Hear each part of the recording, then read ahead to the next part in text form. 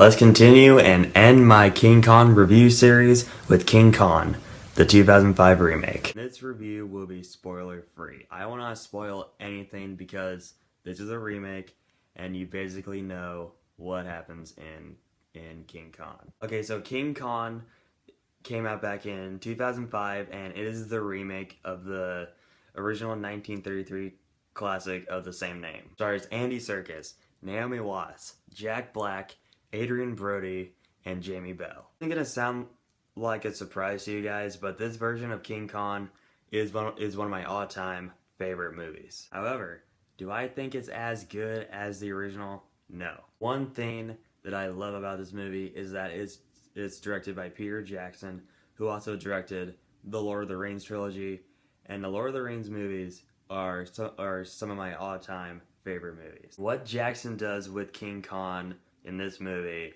is great. And I do love the cast. I think Naomi Watts is great as Anne. I think Adrian Brody, for the most part, is good as the male character. I forgot his name.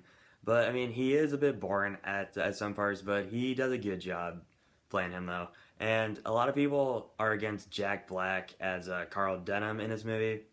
I thought it was fine. I mean, it's not like his best performance of his entire career, but he does fine. And Andy Serkis does a great job with the motion capture for King Kong.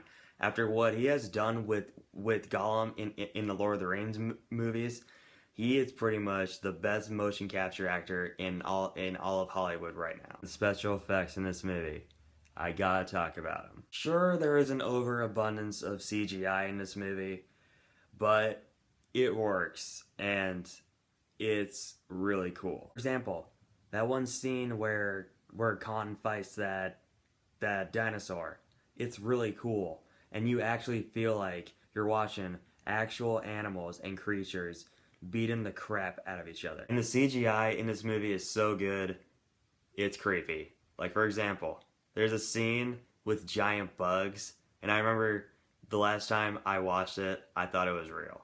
I do have some issues with this movie, but not very much though. For example, this movie is about 3 hours long, and this movie is directed by, of course, I said earlier, Peter Jackson, who also directed the Lord of the Rings trilogy, and those movies were for almost 3 hours long, and just because those movies were 3 hours long doesn't mean King Kong has to be too. Like I said earlier about Adrian Brody's character, he does a good performance, but there are some parts where his character does get kind of boring and you're just like, oh, this guy's a snooze. Yeah, those are just the only nitpicks that I have with this movie. I think this version of King Kong is fantastic. I don't think this version of King Kong is as good as the original. I still think it's great.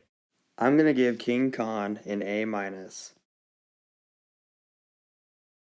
guys, that's a wrap for my King Kong review series, and I will have my review of Kong Skull Island up this coming weekend, and I have a question for you guys. What is your favorite version of King Kong? Whatever it is, comment below and let me know. And if you want to see more of my videos, just be sure to subscribe.